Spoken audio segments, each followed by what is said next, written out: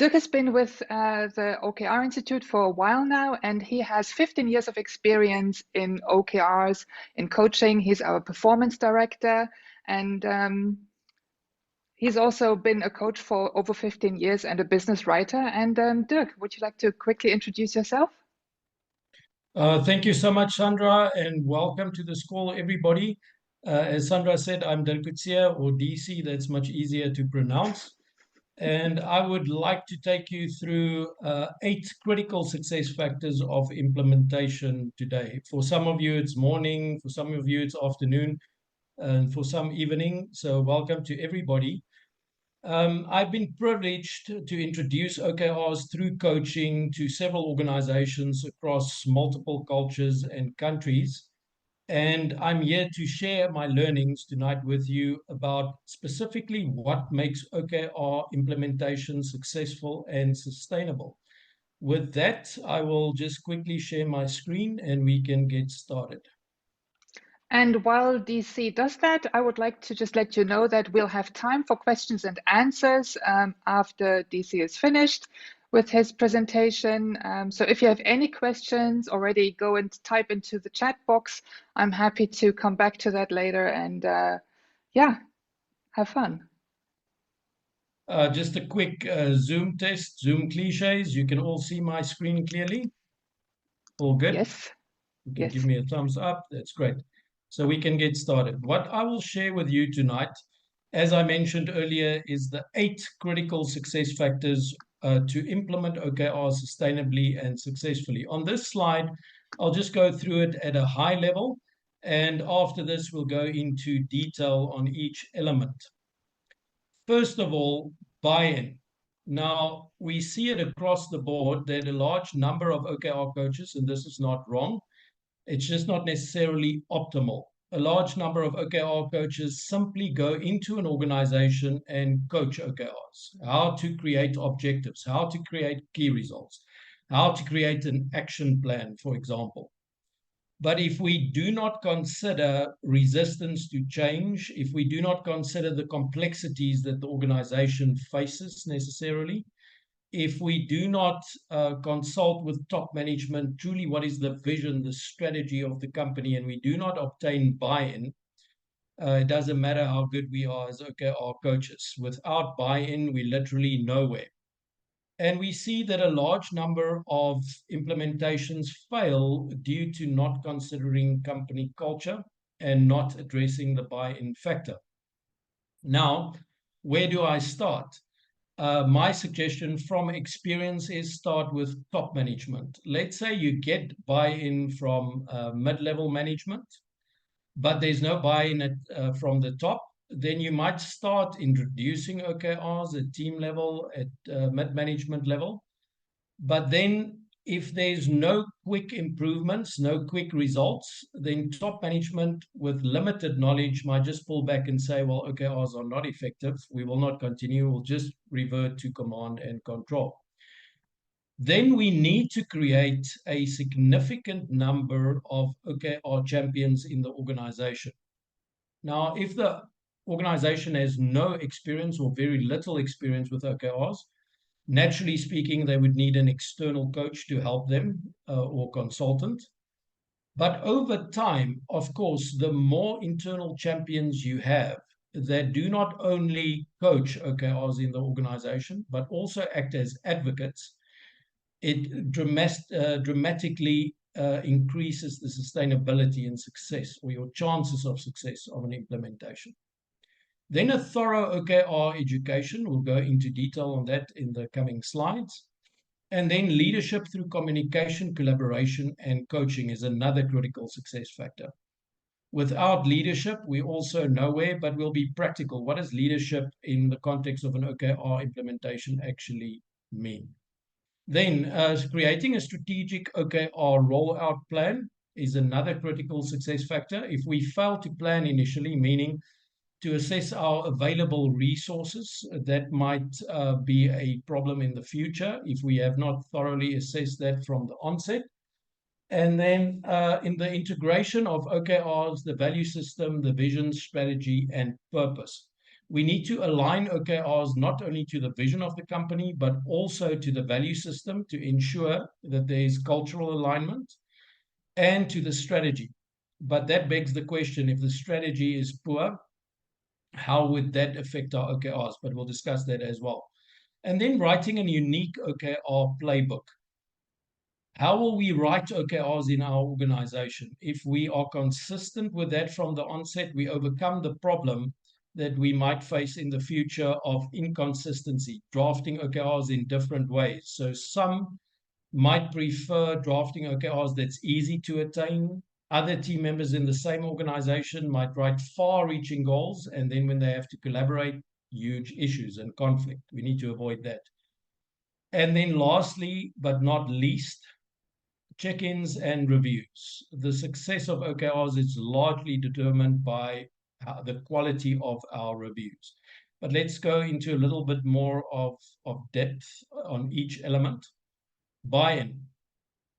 A way to obtain buy-in initially might be to conduct a workshop to the highest level of the company, to executive level, discussing the difference between OKRs and KPIs, the benefits of OKRs, helping them to overcome their doubts and fears.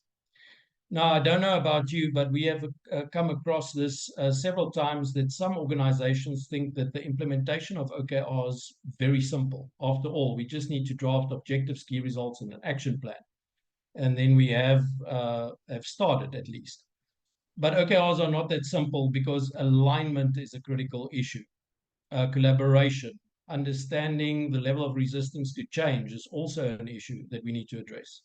So if we address that at top level, answer their questions, why OKRs, why is it so important, clear up the differences between KPIs and OKRs from the onset, give them an education, have them draft OKRs at the top level, learn through practical experience, immersive experience, then they would generally be much more confident in the rollout, and also influencing people at other levels in the organization to use OKRs.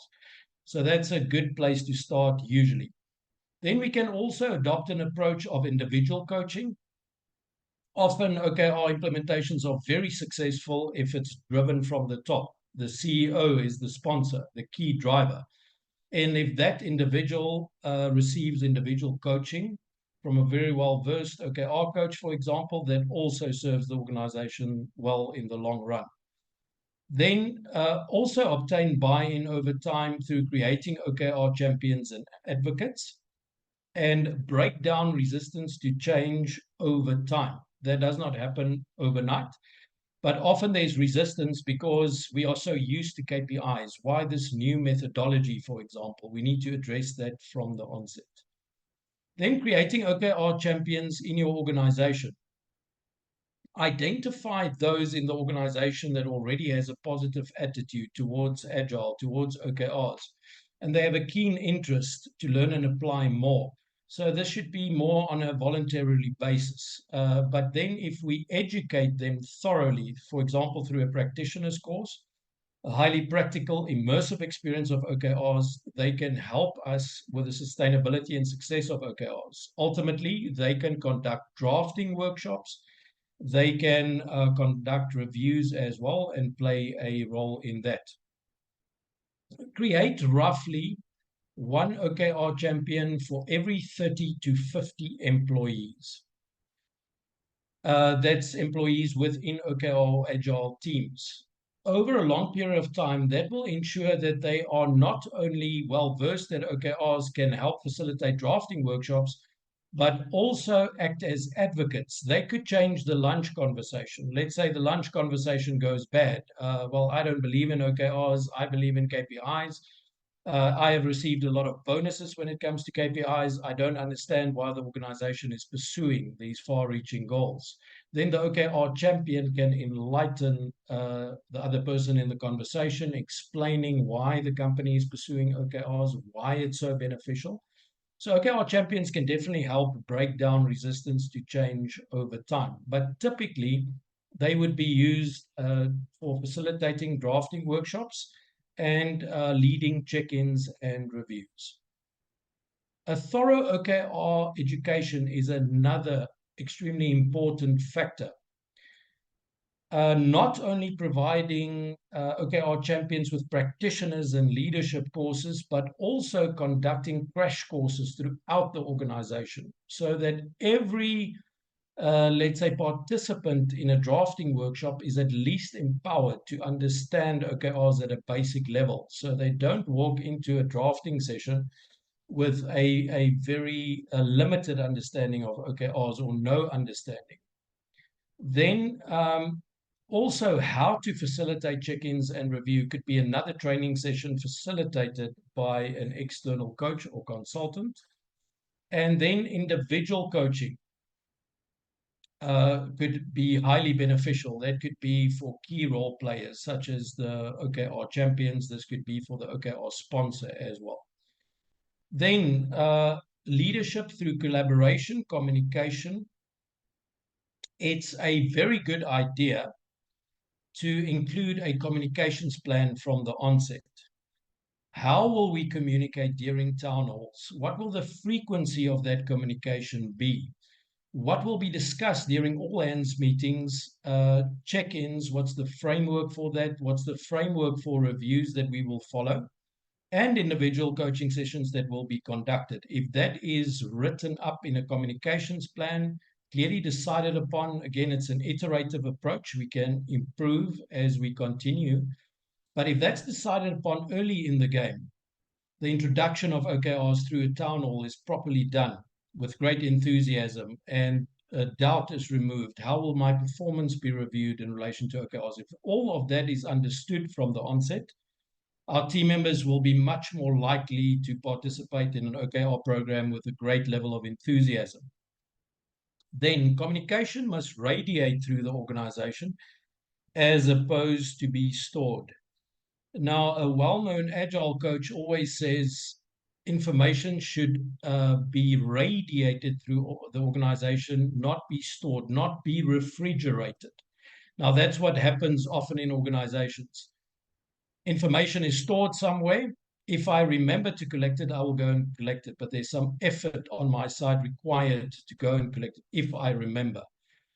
On the other side, we could radiate information through the organization through regular stand-ups, regular reviews, very short feedback cycles. That is extremely helpful in the context of making OKR sustainable and successful.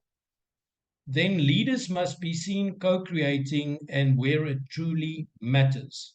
We have the examples of Elon Musk, for example, that's always seen at the factory floor where it truly matters, shoulder to shoulder with his engineers, for example. And that's where an OKR leader should be seen, an objective owner or the OKR sponsor should be seen co-creating, collaborating, especially when it truly matters. Then creating a strategic rollout plan. Also a very good idea and highly beneficial if you want to make OKRs or OKR implementation sustainable and successful. A target start date could be included in the strategic rollout plan. How we will write OKRs, meaning what does an objective statement generally look like in this organization? What will a key result look like? How will an action plan be drafted? If we have general consistency around this from the onset, then we avoid the future problematic issues such as having inconsistency. Some teams drafting output-focused OKRs, other teams drafting outcome-focused OKRs, other teams drafting impossible OKRs, and then others drafting easy-to-attain OKRs. That creates chaos in an organization. How will we start is also critical. Will we start with a big bang rollout? Will we start with a pilot program? We need to identify key roles and key players, and then we need to assign resources, and that's often where organizations fail. They do not assess the financial capacity, the human resources capacity, and even more important, the skills capacity. The Boston Consulting Group wrote an excellent article about a year ago. The title was "Your Strategy is Only as Good as Your Skills." We can replace the word strategy with OKRs. Your OKRs only as good as your skills. If we fail to do a skills assessment, skills capacity assessment before we embark on an OKR journey, After drafting the OKR, if we're not aware what skills requirements we have, if we have the capacity, should we build it? Should we build it in parallel? If those issues are not addressed from the onset, we will struggle severely. Then another critical success factor, we're almost there, there's only 8. The integration of vision, value system, and OKRs and purpose. We often speak about alignment of OKRs, and that's mostly speaking to aligning OKRs to the vision of the company and aligning team level OKRs to strategic level OKRs. But there's much more to alignment than only that. If we also align OKRs to the purpose statement of the company, if there's true meaning in our OKRs, if there's true impact in our OKRs, and we also align our OKRs to the value system of the company. That's if the value system is very practical, then we ensure alignment to the culture of the organization. If OKRs are drafted in isolation of the culture of the organization, they're also not generally sustainable and successful. Meaning every action that we partake in during the deployment of OKRs, we test against our values. Let's say a value is integrity, a value is teamwork. We test if we can conduct whatever we are planning to do through integrity, through teamwork. Then writing a unique OKR playbook. Some organizations prefer to do both a strategic plan and a OKR playbook in one. Some prefer to keep it separate. The strategic plan would only be the rollout date and how we will go about it, what is the starting date, what the town hall would look like, what is our resources planning.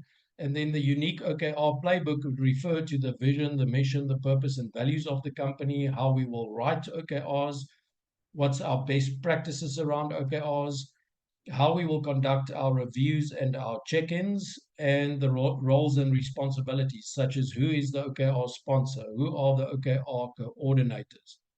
That should be all written into our unique OKR playbook. Then check-ins and reviews. Now, this is a personal point of view, but from my experience in dealing with OKRs, I would say conducting check-ins and reviews is the top critical success factor. Why?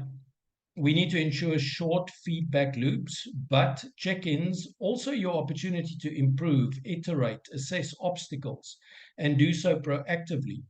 If you delay that, for example, you only have a check-in bi-weekly, you have it every 3rd week, you have it every 4th week, for example, then you miss out on that opportunity to get together, to collaborate, to solve problems jointly and be proactive, update your OKRs, update your key result progress. And also your reviews. If you fail to do that thoroughly, you genuinely miss out on an opportunity to capture learnings, to go forward into the following quarter with what you have learned in the previous quarter. So that's really an opportunity missed. Often when companies approach us and say the following, we have been unsuccessful in our OKR implementation, the first question we would pose to them is, did you conduct regular check-ins? Did you really learn from this experience? Did you capture that learning? So thank you so much. That was the sharing around the 8 critical success factors of OKR implementation. We genuinely learned this through blood, sweat, and tears, also making mistakes, also adapting over time. But I would say the common issue with OKR implementations is purely going in as a consultant or coach and just coaching OKRs without consideration of the company culture, the complexities that they are facing. And 9 times out of 10, during an implementation, you actually become a communications coach because that's often where OKRs break down, lack of cross-functional collaboration and communication. Then if there's any further questions after this webinar, please feel free to contact us if you have any further questions around implementation, and there will be an opportunity to ask more questions right now. But if you feel it's very normal that after such a session, maybe a day or two after, some questions pop up, please feel free to email us. And with that, we have come to the end of the session. I would like to hand over to Sandra to conduct the question and answer session. If you have very simple and easy questions, feel free to ask them. It's more difficult, I'll pass them to somebody else. Thank you, Dirk. Yes, we have one question from Tana, and 1 second. The question was, I agree with starting at the top, and I think before rolling OKRs to lower levels, the executive leadership should be using and sharing information, using OKRs themselves for at least a quarter. Do you agree? And if so, how long would you suggest before establishing OKRs for the next level down? That's context dependent. It's dependent on the size of the organization. There's so many variables, but generally would agree with that statement. Now there's debates raging across TikTok, YouTube, a lot of OKR coaches chipping in. The debate is, should we start with a big bang rollout? Should we start with a pilot? Well, both have their pros and cons. But I'll just mention a great place to start is often a project where there's already cross-functional collaboration that we jointly feel within the organization would have a high impact on the vision. That's often the best place to start. What I meant by starting at the top is not necessarily starting with strategic OKRs. It's starting at the top with an OKR education, making sure that the top structure of the organization well aware of the impact or the general impact of OKRs, the problems around OKRs, the challenges that we generally face. So they are well equipped to influence and support others. That's what I meant by starting point should be the highest level, not necessarily implementing OKRs, if that makes sense. I hope that answers your question. That was Yeah, a and feel free mouthful, to but she says it does. Thank you. Then we have another question, a question from Yarif. How would you approach a small startup? how would I approach a small startup with OKRs? That's often the easiest because let's say between 5 and 15 employees, uh, everybody can immediately go ahead and draft their OKRs, but just a point to take note of. Often the perception is OKRs are very easy. So especially in a startup environment, we can just go ahead and read a book. We can all just give everyone a copy of Measure What Matters, for example, John Dewar's book, and we can just go ahead and draft our OKRs. That might be at least a foundation, but still consider a thorough OKR education. So a startup, you have the opportunity to start right. You have a blank sheet and you have very few employees to train. So I would suggest train them thoroughly from the onset, to have them go through a practitioner's course or a very practical and immersive experience of OKRs. That could be a easy starting point because you only have to get 5 to 10 people in a classroom or in an online course and provide them with an immersive experience. And after that course, they will be immediately empowered to draft if you already have departments, yes, can draft departmental OKRs, and everybody can draft their personal OKRs. And then also very much simpler to have an overview of all the OKRs in the organization. So that's I would definitely start with you had that 8 factors of success factors of implementation. I would start with a thorough OKR education, much simpler, also Okay, easier to great. obtain buy-in.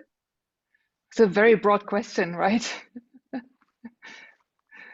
We could dive deep in. We have one more question from Nora. What is your position on this? We cannot change away from KPIs. We are an SBU in a large organization. So our idea is to try within regional organizations to start individually, allow them to gain their OKR experience, and slowly move forward in onboarding more and more teams, regions, and functions, so that we have more experience in different orga parts. Okay, I'm not sure if I understand I mean, you would understand the question much better because you have the perspective of your own organization. All I just say, if I'm correct, the first part of the question is we cannot do away with KPI. Was that part of the statement? Mm-hmm. Yes, correct. Okay. That's one part. And then we're trying, we can't change away from that. We're still going to be driven by KPIs, right? So that's not to be changed because we're part of a larger organization. We need to sort of add OKR to it. And for that, we try to keep it small, manageable within smaller teams. Well, that's very good. Please don't do away with KPIs because we advocate to use both. Why? Perfect. Because KPIs, number one, are there to measure the health of the business. They are health metrics. Exactly. Different, so EBITDA related, profit, cost, loss, etc. Best measured through KPIs, right? Measure Right, business as you're usual also activities. But you're also Please go promoting ahead. to link it to people's. You're also promoting to link it to people's performance reviews and things that will not happen.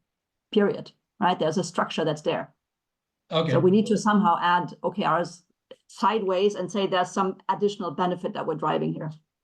Okay, but what is the benefit then? So you have your KPIs. If you notice a declining KPI, so let's say one KPI is to increase sales. That's a very normal one. Now that KPI we are not performing very well in. Now we can write an OKR to improve the health of that KPI. So we have a decline in sales. Let's say we have an online store. Now we create a smoother buying process that delights our customers. That could be an objective.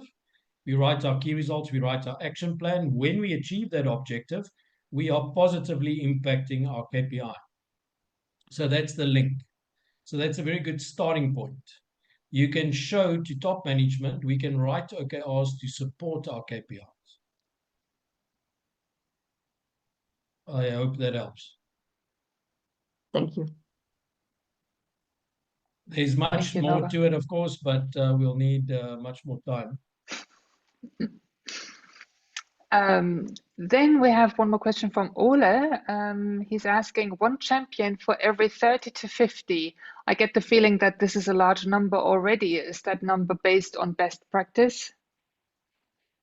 Yeah, that's based on our general experience, but it's also context dependent. But let's say in a very large organization, you have several special projects teams, agile teams, however the taxonomy or classification goes in your organization.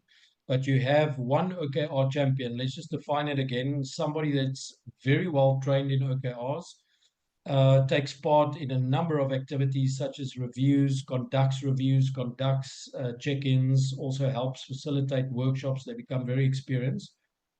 And they're very pro OKRs. They become advocates. So one for every 30 employees, but that doesn't mean the others are not pro. That doesn't mean that it's just the most, let's say, enthusiastic team members around OKR should go through that education. The rest of the team would generally also be enthusiastic with a number of exceptions. But if that's the case, at least you have a strong number of advocates in the organization. That's based on best practice, our experience. Great. Yeah, thank you, Ole, for the question. Tana is saying, to me, OKRs are focused on goal setting. KPIs are more focused on measurement of ongoing processes. Yeah, generally ongoing processes. So established processes, that's business as usual, best measured through KPIs. Future directed, far-reaching goals, best measured through OKRs. There needs to be a clear distinction. Often that distinction is not clearly made. You would see some very output-focused objective statements, and that's not really OKRs. That's more KPIs. So if that distinction is made clear from the onset, and that's why that OKR education at the top level of the company is so critical. Great, thank you. Thank you, everybody, for your questions and for your attention. I think if we don't have anything else, Dirk, is there anything else that you would like to address? No, just to say thank you very much for everybody's attendance and your great questions. That always helps us. And again, you're more than welcome to contact us if there's any further questions, anything else that you would like us to elaborate on. So a great thank you to everybody that has attended tonight. Yeah, thank you very much. We'll be back with a webinar on the 30th of April, where we will speak about the Rabobanks, the Dutch bank, the Rabobank implementation of OKRs in action. And until then, you can find us on OKR Institute on our website or on LinkedIn. And if you have any questions, like Dirk said, please feel free to reach out anytime. Thank you, Dirk. Thank you, everybody. Have a great day.